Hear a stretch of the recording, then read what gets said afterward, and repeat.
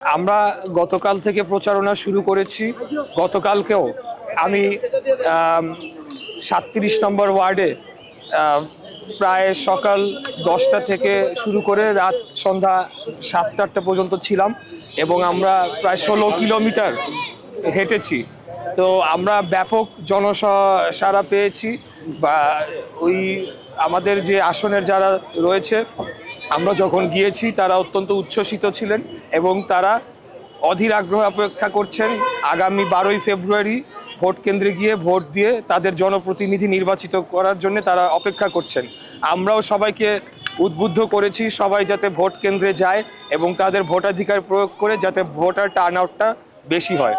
আর এর পাশাপাশি আমাদের যে স্থানীয়ভাবে যে সমস্যাগুলো রয়েছে, যেমন আমাদের গ্যাস সংকট এখন মারাত্মক আকার ধারণ করেছে, রাস্তাঘাট ভেঙে চুরমার ধ্বংস হয়ে গিয়েছে, বিভিন্ন জায়গায় খোলা ড্রেনেজ আমরা দেখতে পেয়েছি যেখানে নর্দমার মতো পানি জমে রয়েছে। এর পাশাপাশি আমাদের এখানে জলাবদ্ধতা, দূষণ এবং ট্রাফিক যানজট সহ নানাবিধ সমস্যায় জর্জরিত আমাদের এই পুরান ঢাকার অঞ্চলটি। তো সেই সমস্যাগুলো যেমন আমরা সমাধান করার প্রতিশ্রুতি দিচ্ছি, পাশাপাশি দীর্ঘমেয়াদে আমরা বাংলাদেশে যে সংস্কারগুলো করতে চাই, আমরা স্থায়ীভাবে একটা তত্ত্বাবধায়ক সরকার ব্যবস্থা প্রতিষ্ঠা করে বাংলাদেশে গণতন্ত্রটা স্থায়ীভাবে প্রতিষ্ঠা করতে চাই, এই কথাগুলো আমরা বলেছি। এবং বিগত দিনে যে সকল গণহত্যা সংগঠিত হয়েছে, যে সকল গুম খুন হয়েছে, সেগুলোর আমরা সঠিক বিচার করব, সেই প্রতিশ্রুতি আমরা দিচ্ছি। আর আমরা সকলের কাছে হ্যাঁ ভোটের জন্য প্রচারণা চালাচ্ছি। একদিন আগেই কোনো এক দলের একজন প্রার্থী বলেছেন যে ঢাকার শহরের কোনো সিট কাউকে দিব না, এমন একটি ভিডিও ভাইরাল হয়েছে। আসলে এর প্রতিক্রিয়া কি দিবেন? আসলে এর প্রতিক্রিয়া বলবো, এটা অত্যন্ত দুঃখজনক যে এই ধরনের একটা মন্তব্য একটা গুরুত্বপূর্ণ ঢাকার একটা গুরুত্বপূর্ণ আসনের একজন প্রার্থী করেছে। আমি বলবো যে এই কথাগুলো তারা এখন একটা হাস্যরসে পরিণত হয়েছে। এই কথাগুলো তারা বলছে কেবলমাত্র তাদের নেতাকর্মীদের উজ্জীবিত রাখার জন্য। আমরা যদি ঘোষণা দেই তাহলে ঢাকা শহরে জামাতের প্রার্থী রাস্তায় নামতে পারবে না, সেটা জামাত হোক বা ইয়েই হোক। কিন্তু আমরা আন্দোলন সংগ্রাম করে এই জায়গায় আসছি, আমরা ভেসে আসি নাই। আমাদের দীর্ঘ 17 বছরের ত্যাগ রয়েছে, আমাদের বহু ভাইদের রক্ত রয়েছে। তারা কোথায় ছিল? তারা তো হঠাৎ করে বের হয়েছে 5 তারিখের পরে, অগাস্টের 24-এর পরে এই গুপ্ত বাহিনী তারা হঠাৎ করে উদয় হয়েছে বেশিরভাগই। এর আগে আমরা দেখেছি তারা ভোরবেলা 6টার সময় যখন রাস্তাঘাটে জনগণ থাকতো না, তারা চুপ করে অন্ধকারে বের হইতো, মিছিল করে তারা চলে যেত। এই ছিল তাদের আন্দোলন সংগ্রাম। আমরা রাজপথে বুক ফুলিয়ে রক্ত দিয়েছি, আমরা গুলির মুখে দাঁড়িয়ে আমাদেরকে হত্যা করা হচ্ছে 17 বছর যাবৎ, গুম খুনের শিকার হয়েছি। আমরা কোনো সময় পিছু হটে যাই না। তাই এখন যেটা বলছে, তারাও জানে যে তাদের সব ঢাকা শহরের সবগুলার জামানত বাজেয়াপ্ত হওয়ার সমূহ সম্ভাবনা রয়েছে। এটা তারাও ভালোভাবে জানে। এটা কেবল তাদের নেতা কর্মীদের উৎসাহ জাগানোর জন্য তারা করছে। আর যদি তাদের অন্য কোনো চিন্তা ভাবনা থেকে থাকে তাহলে বলে দেব যে ইলেকশনের অনেক আগেই আমরা তাদেরকে ক্লোজ করে ঢাকা থেকে বিতাড়িত করে দেবো, এটা আমি বলবো। আপনার এই এলাকাটা তো অনেক গুরুত্বপূর্ণ এলাকা, আপনি যে আসনটিতে নির্বাচন করছেন, আসলে এখানে দুর্নীতি, চাঁদাবাজ এ বিষয়ে নিয়ে কি কাজ করবেন? আমরা আরেকটা প্রতিশ্রুতিও দিচ্ছি যে যে সকল এখানে ব্যক্তিবর্গ তারা অবৈধভাবে বিভিন্ন জায়গায় স্থাপনা নির্মাণ করছে, ফুটপাতে অবৈধভাবে স্থাপনা নির্মাণ করছে, রাস্তায় স্থাপনা নির্মাণ করছে এবং সেখান থেকে চাঁদা তুলছে, এদের ব্যাপারে আমরা জিরো টলারেন্স নীতি গ্রহণ করেছি।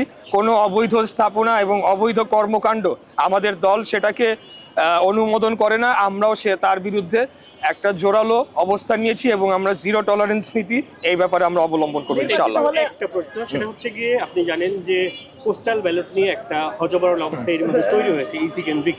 তো এই মুহূর্তে বিএনপির পক্ষ থেকে অভিযোগ করা হচ্ছে যে ইসি উদ্দেশ্যপ্রণোদিতভাবে বা ইচ্ছাকৃতভাবে এমন একটা ঘটনা ঘটাচ্ছে।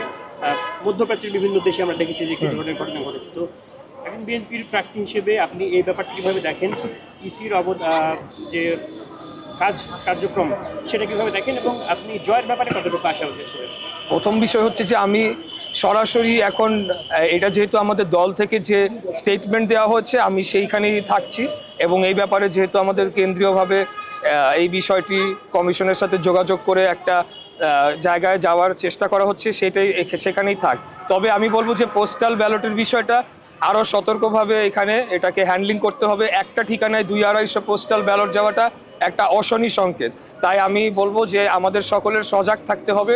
যদি এখানে কারো কোনো গাফিলতি থেকে থাকে সেটা এখনও সময় রয়েছে, সেটাকে ঠিক করা সম্ভব রয়েছে। এর পাশাপাশি আপনারা জানেন পোস্টাল ব্যালটের কিন্তু আলাদা একটা কেন্দ্র রয়েছে, সেখানে আলাদাভাবে গণনা হবে। তো সেখানে যদি কোনো অনিয়ম হয় তাহলে পোস্টাল ব্যালটকে তো আমরা আমলে নিতে পারবো না চূড়ান্ত ফলাফলের জন্য, এটা আমি বলতে চাই। যদি কোনো ধরনের অনিয়ম পাওয়া যায়, আরও বেশি পাওয়া যায়। আর দ্বিতীয় হচ্ছে যে আপনার প্রশ্নটি ছিল জয়ের ব্যাপারে। আমি জয়ের ব্যাপারে নিশ্চিত নাকি সেটা বলতে পারবো না, তবে আমি জয়ের ব্যাপারে অত্যন্ত আশাবাদী যে ঢাকা 6 এবং পুরান ঢাকার এই অঞ্চলের জনগণ তারা ধানের শীষের পক্ষে ভোট দিয়ে এই আসনটা বিপুল ভোটে জয়লাভ করিয়ে দলকে উপহার দেওয়ার জন্য আমাকে সহযোগিতা করবে, আমাকে ভোট দিবে বলে আমি অত্যন্ত আশাবাদী আর কি। কর্মসংস্থান এবং নারীদের ক্ষমতায়নে আপনার ভাবনা কি? কর্মসংস্থান এবং নারীদের উন্নয়নে আমাদের আমাদের 31 দফার মধ্যে কিন্তু সেটা বলা হয়েছে। আমরা বলেছি যে আগামী 1 বছরে কতগুলো কর্মসংস্থান আমরা করতে চাই এবং সেটা কিভাবে আমরা করতে চাই এবং কিভাবে আমরা বিভিন্ন যারা উদ্যোক্তা রয়েছেন, ক্ষুদ্র এবং মাঝারি উদ্যোক্তা, তাদেরকে আরও ফ্যাসিলিটেট করে সেখানে তারাও যাতে কর্মসংস্থান করতে পারে, এই ব্যাপারে আমাদের উদ্যোগ রয়েছে। নারীদের ক্ষমতায়নের ব্যাপারেও আমাদের ব্যাপক সেখানে পরিকল্পনা রয়েছে, তার মধ্যে ফ্যামিলি কার্ড, নারীদের অর্থনৈতিকভাবে স্বাবলম্বী করে তোলা, নারীদের জন্য বিশেষ ব্যবস্থাপনা, সেটা গণপরিবহন থেকে শুরু করে বিভিন্ন জায়গায় যাতে তারা স্বস্তিতে চলাফেরা করতে পারে। আপনি আমাদের 31 দফাটা ভালো করে পড়লেই পাবেন। Thank you.